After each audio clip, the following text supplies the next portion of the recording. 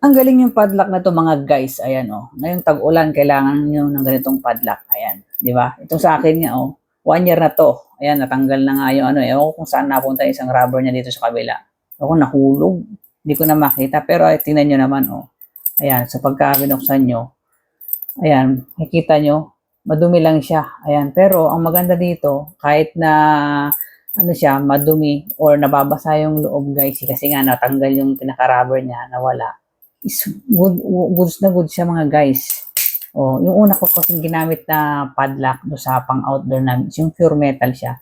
Pag sinusian mo ganyan, wala na, hindi na gumagana yun. Tapos di ko na matanggal yung susi.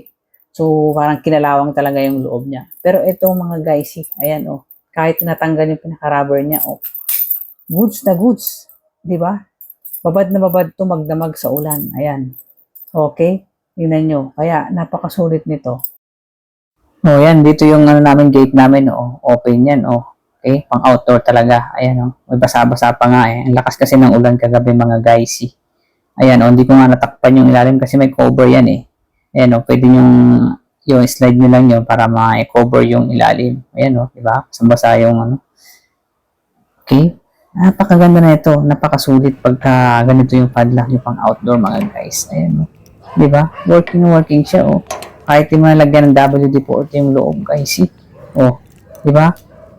Siyempre, may dumi pa rin yan na nakakapasok.